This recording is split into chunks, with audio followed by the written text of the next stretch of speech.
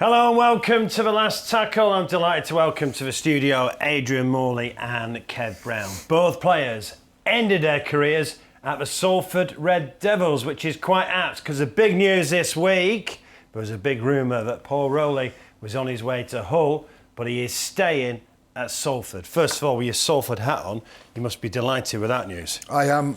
Paul Rowley, probably the most sought after, promising English coach in the game, and it's no secret that other clubs want him, Hull FC, but fantastic that he's staying at Salford, and I think under Rolls, the future's bright for Salford. He's done fantastically well with the squad he's got, and let's hope that continues. You just upset Sam Burgess there.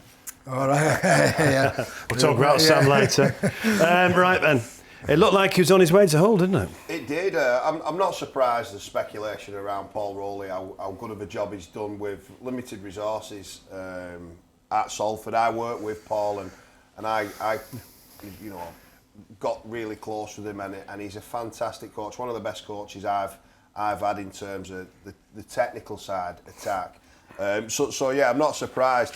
There was a lot of noise and it looked like it was going to get done at one point, and then it's great for Salford moving forward that someone of his calibre has chose to stay at that club over going to another big club. And yeah, for Salford it's a shot in the arm, but it's another cross against Hull FC at the moment when they need some good news, don't they? Yeah, it's a saga for Hull. We'll talk more about Hull, but Paul pledging his future at Salford is obviously a huge plus, and you mentioned it. I mean, let's be honest, lost his best two players in the summer, in Andy Ackers and Brodie Croft or whatever, but he keeps getting results, doesn't he?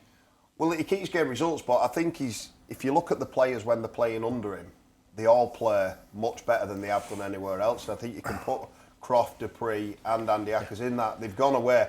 Tyler's probably a little bit different. He's kicked on again, but Andy Ackers and Brodie Croft, as of yet, have hit nowhere near the heights they did under Paul. So I think when you see collectively what he does with the team, but on the individual front as well, he's a super coach.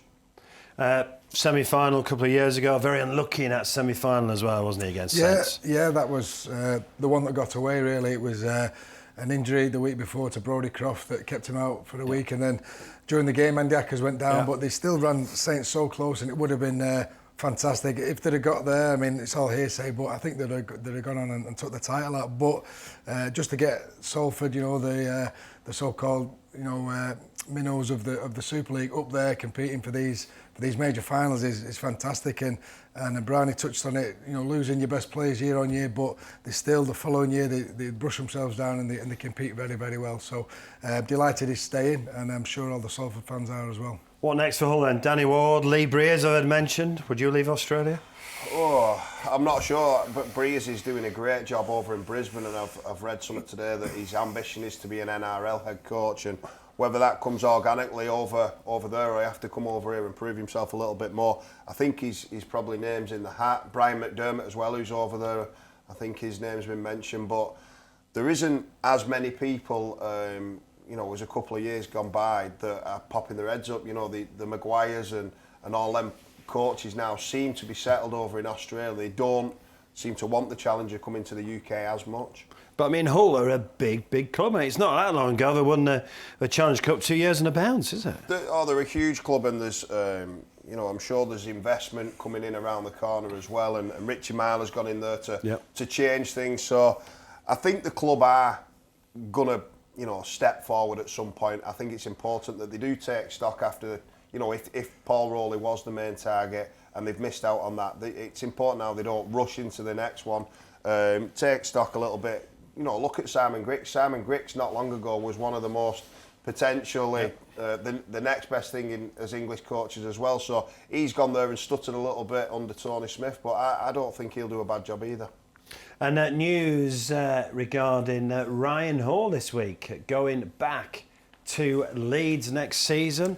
Now, you know Ryan well. I mean, 330 games for Leeds, 6 Super League titles, 2 Challenge Cups, 2 World Club Challenges.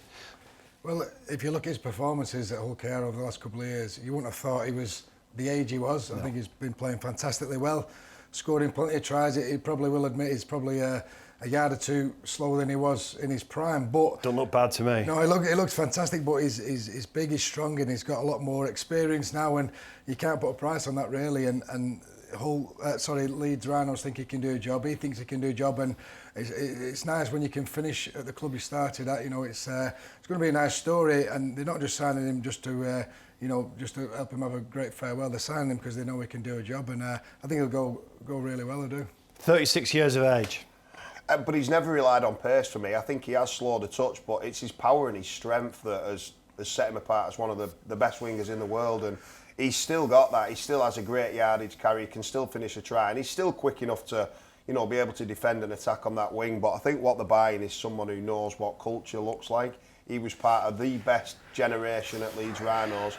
He's got to go in there, and I'm they sure probably need it now, not next season though. Yeah, and I'm sure they're trying to speed that up. If Gary's got anything to do with it, I'm sure he's trying to leverage him out now. But he's doing a great job, like Moz said, at Hull KR. And I'm sure that the group and Ryan have all spoke about finishing on a high there as well, because he's a winner. He's shown he's a winner. He's not just going to want to leave now while he's doing something special there. And Hull KR are still in 2 competitions, and they could have a terrific end of this season. So after 6 years away, Ryan Hall is returning to Henley.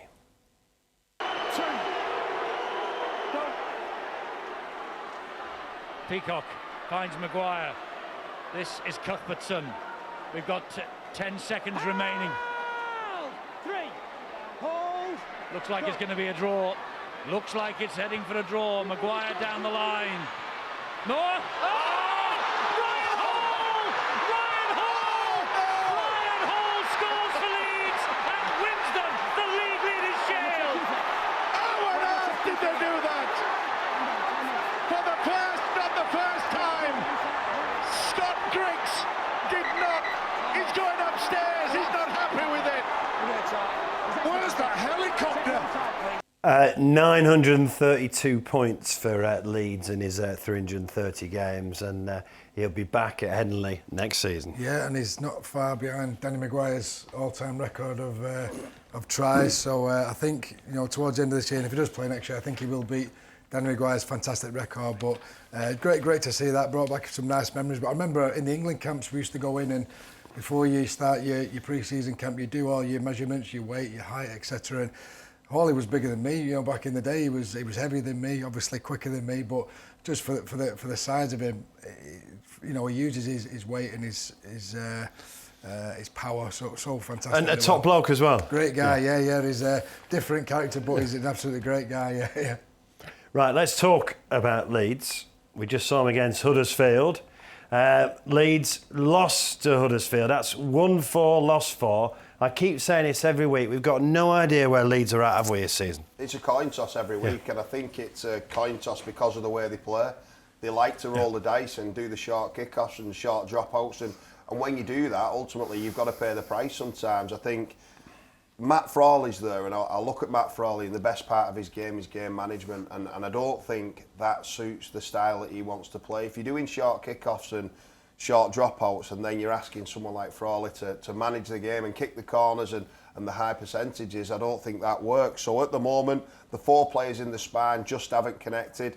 I think they will do at some point because they're very good players, but at the moment it's a lottery every week. But they're not even inconsistent from game to game. They're inconsistent during matches. Yeah, and they did some stuff in this game against Huddersfield. They did some really good stuff, attacking wise and defensively. Yeah. But it's a coin toss every time. And that's what I'm trying to say is, if you keep gambling on the field, sometimes it'll pay off and sometimes it won't. And ultimately, I think they've got to do a little bit more hard work on the field that gives them that consistency. You played there. You're part of the coaching setup, part of the academy as well.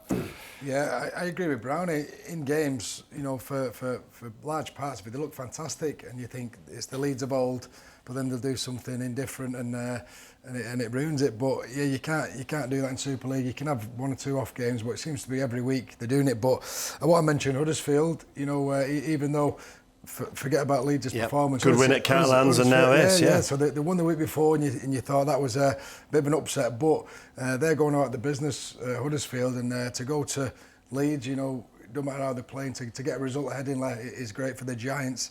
They've got a tough one away next week at Saints, but I think Huddersfield need a mention. I thought it was a great win. Yeah, Huddersfield now in 6th position in the league. Let's talk about another one of your old clubs, London 4, Salford 12. Yeah, only just. It was only just, and if you're a Salford fan, you'd be disappointed, and you could argue a win's a win and all that, but other teams have been going there and getting wins by greater margins. So if Salford have got any aspirations of making the playoffs, they need to be really putting London to the sword, really, because they are, let's face it, the whipping boys this season. So it was disappointing, but they just need to draw a line under it. They've got 2 points and they need to go again next week. Warrington, a close-fought win against Leigh. Yeah, and I think the difference this year to a lot of other years with Warrington is the character that they've shown. So is that Sam Burgess? Is that what he's brought, do you think? I think it is. Spoke with Matt Duffy on Monday. He's playing very well. He's playing the best I've seen him play in England, as is George Williams. And George Williams is a super player who's played well at Canberra and Wigan, but I think he's playing his career best football there now alongside Matt Duffy. But what impressed me the most is when they went behind at home 14 points to 6, there was no panic. When really, last year heads would have gone down, and it would have gone worse and crowd worse. would have been on. Yeah. Exactly, but Sam's given them that belief and that trust in the game plan that's allowed them to overcome. And the try that they scored had them to smack bang in the middle of it. George Williams to Duffy, who created for Fulis, who got the winning try. So great performance by the Wolves. I know you're good mates with Sam, and obviously your former Warrington skipper as well. Yeah, it was interesting listening to Sam after the game. He said we were probably a bit flat. They put absolutely everything into that Challenge Cup quarter-final, and it's a great sign when you can win, having been behind, and win when you're not probably 100%. So it's looking good at Warrington. Could be Warrington's year, couldn't it? Who knows? You've been saying that for a few years now. Right, the Catalans, another good home win. I mean, that game against St Helens was awesome. You worked on Sky. That was a brilliant game. But they've gone and done the business at home to Hull KR this time after losing in the Challenge Cup the week before. They have, without Jordan Abdul as well. I think what they've got there in Cesar Rougier coming through along with Theo in the halves. But Mickey Mack was back, which I think is a real big plus for the Dragons. More so defensively, he gives them that steal in the middle of the field. And they're getting rewards for effort. The kick charge down by Sims and the regather and score. It shows that as a collective they're working together. But I'm really enjoying watching the young Frenchmen experience game time and get that experience on the field. Which is good for the game, these youngsters coming through in France. Yeah, and I'm sure a lot of them will feature in the test match against England later in the year. And some of these players are going to be Arthur Morg now. I think he's in sensational form, and he's as good as any other fullback currently on form. St Helens' big win against Hull, 58-0, but that was important for Saints to get a win. Yeah, it was the week before, and it weren't just getting beat, it was quite a big scoreline against them at home against the old enemy Warrington, so they would have been fuming all week, and I think Paul Williams got them fired up for this one, and it was you can't say better than a 50-odd nil victory at home. So Hull confidence is at an all-time low, and quite rightly so, but you can only play what's in front of you, and Saints did the job. Very, very workmanlike performance, very professional. Yeah, it's unlike Saints to be going into a game on the back of 2 defeats, isn't it? Yeah, and the way that they took Hull apart was as the collective. Yeah. They moved the ball, they had threat all over the field, but some real worrying signs to add on to the misery at Hull FC. Some of the tries that, James Bell just went straight through the middle, Batchelor went straight through the middle. If you're getting beat by 58, defensively you've got to have a look at yourself. It's a big job for someone, isn't it? Well, it's a huge job, and the first job is to get some confidence within the group, because it doesn't really matter what you tell them. If they don't believe it and they've got no confidence, that they're not going to stick to it when the wheels start shaking. So the confidence is the key for them, and if they get that, they've got a talented enough squad. And finally, Wigan 36, Castleford 14. It does feel like these play each other every week at the moment. Wigan, just keep going. Yeah, they do keep going, and they was expected to win, let's be fair, but they didn't have it all their own way, and Castleford had a win now, and they've got a little bit of confidence in the ranks, but it just looked like they competed well till half-time, but then Wigan had too much in the tank, really. But it's promising for Castleford. They'll, from their point of view, hopefully pick a few more wins up throughout the season, but just another day at the office for Wigan, and another 2 points. Yeah. And it's very early days, of course, and Wigan have got a game in hand, but it's Catalans that sit at the top of the table. Yeah, and on merit, I think more so probably than any other year. I think every team knows how difficult it's going to be to go over there and get points, and it makes the job that Huddersfield did last week in the Cup even more sensational. So they're there on merit, they're there, they've got the depth this year as well. It's not just the starting team, and if they lose a few and the Frenchmen come in, they can't do it. The Frenchmen are the ones standing up and really leading the charge.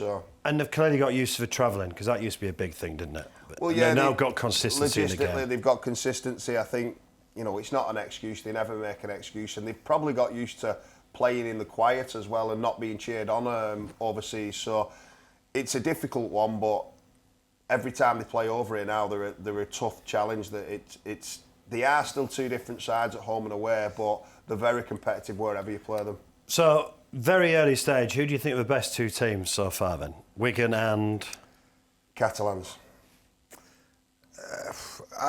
Apart from the last month, I'd say St Helens. However, you know, a couple of losses there, it shows they aren't invincible. But yeah, Wigan definitely up there, the most consistent side, and I'd say Catalans as well. Yeah. A couple of roughies though. I think Warrington and Hull KR and Huddersfield are chasing quite close and almost going under the radar because I think this Huddersfield have definitely turned a corner, haven't they? Yeah, they have, and they didn't start as good as they've liked. So people have pressure was on at the beginning of the season. Yeah. There was, and then he's knocked a few easier games off, and then he's backed that up with, you know, Leeds away off the back of Catalans away. If he could do Saints away this week, Ian Watson will be doing cartwheels back down the M62, I think. Right, well, the Betfred Women's Super League also got underway at the weekend. Immediately served up drama here on the Sportsman. St Helens level to it on that occasion. So now they come to the right again. Rahari looking for Carrie Roberts, who goes over against her former side and opens the scoring here in York. And they'd been knocking on the door, Paul. The Valkyries finally make that pressure pay. With Wood. Vicky up and square! Quick and up down. Quick and up. Goal. Well done.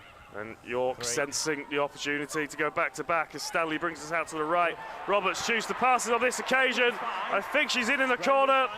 Referee's just having a chat of his touch judge, but the try is scored. Here's Emma Kershaw, who's gone over on the right-hand side.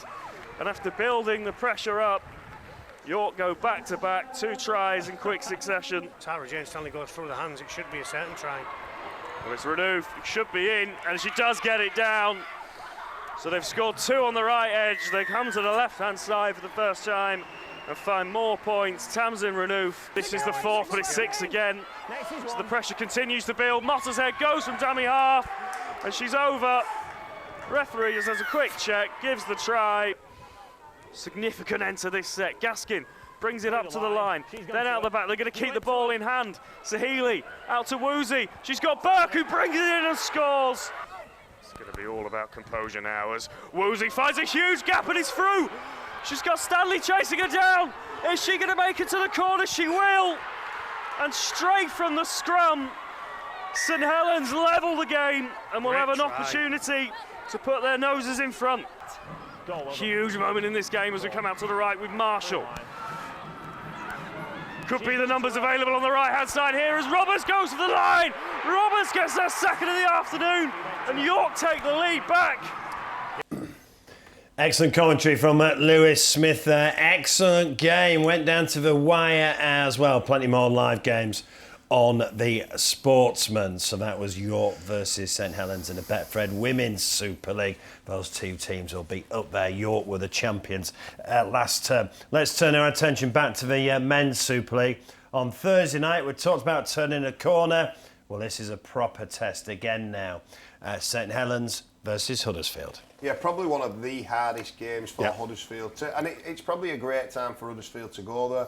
They'll actually see where they're at. If they can knock Saints off, they're no longer under the radar, are they? Well, that'll be 3 away games as well, won't it? And 3 big teams as well. I know Leeds are going through it at the minute, but to knock Catalans and Saints off away from home, you've got to say Huddersfield are in the top 6 on merit then and a contender. So I think Adam Clooney's really impressed me. He's fitting in, and Jake Connor looks, really fit out the back as well as a full-back. So your prediction? I think Saints will win the game, but I think it'll be an humdinger and potentially the tie of the round. Yeah, really looking forward to this one. This is the tie of the round. I agree with Brownie. They'll go there confident, won't they, Huddersfield? But I just think Saints will have a little bit too much, and I agree. Saints victory, but very close. But if they can knock them off, it'll be fantastic for the competition, really. 3 games on Friday, starting off with Wigan's trip to Hull KR. So Hull KR versus Wigan. Well, straight away it's a sellout. It's going to be absolutely bouncing. I think Hull KR need a response. If they're going to, they're in both competitions and they've got aspirations of winning trophies this year, they need to bounce back. They're up against, for me, the best team in the competition. They've got bodies back of Wigan as well. Ethan Havard's back, and I think Sam Walters is a week off. So Wigan are going to be really, really dangerous over there. But Hull KR at home, I fancy them. I think on the Friday night game, Hull KR can beat Wigan Warriors. And I'm impressed what we're doing off the pitch as well at Hull KR. I like that, great. the atmosphere and stuff like that. Paul Lakin and all the guys, Willie Peters part of it as well. It's a proper community club. It's always been. They've always loved the rugby in Hull, and one side's having a load of success at the minute, and they're gloating and rubbing it into the black and white, so they'll get the chance, but at the minute the Robins are flying high. Hull KR, Wigan. I think Wigan, but I agree. I think it wasn't just a loss over in Catalans. It was quite a substantial loss, and for them to be playing as well as they have been, Hull KR, and a fantastic year last year, that they'll be really smarting after that loss. So I think that we'll see a reaction. Whether it's good enough to beat Wigan, I don't think it will be, but it's going to be a fantastic challenge, and I just think Wigan will sneak it. Right, also on Friday night, Leigh versus Catalans. Leigh nearly did it against Warrington last weekend. It's a tough home game, and Leigh are having a tough season. They are. They're turning the corner with their injuries, though. I think that's the key for them. Without the personnel they've had, I think Adrian Lamb's done a great job. I do think they're in a false position in the league table. I think they're about 9th at the moment. But Yeah, they are, yeah.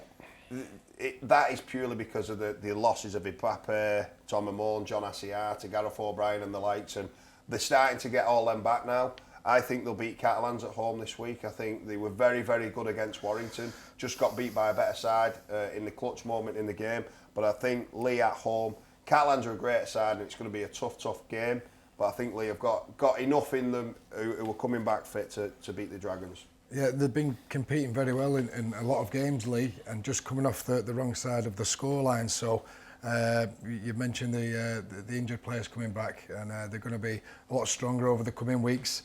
It's a really tough one to pick. I think Catalans will just edge it, but again, the last 3 or 4 fixtures we've said they're all going to be close. It's great that we have a Super League where you can't really predict one team's going to outscore the other by many. So I think it's going to be close, but Catalans. Castleford versus London Broncos. Castleford just won the one game. Obviously, London still looking for their first win. Castleford versus London. Well, if you look at the last week's result, even though they did get beat, London, it was probably as close as it's been for a while since they played Hull FC, actually. So I think they'll be confident, London. Castleford have had a turn of fortunes the last couple of weeks. Confidence is a bit higher there. Tough place to go, Castleford. So I think it'll be close, another close one. We've said that for everyone, but I think Cass will just have too much from at home. Yeah, I think Cass will be looking up now. I think they'll be chasing down Hull FC. I think they'll beat London at the weekend purely because I think they've got more personnel in the ranks. I think if they play to as good as they can, I don't really think it matters what London do. If they play to the best, Cass at home, I think it would be a bit different if it was at London, but at the Jungle it'll be really difficult if Cass turn up. I think they'll get it right this week. It was a decent performance last week against Wigan too.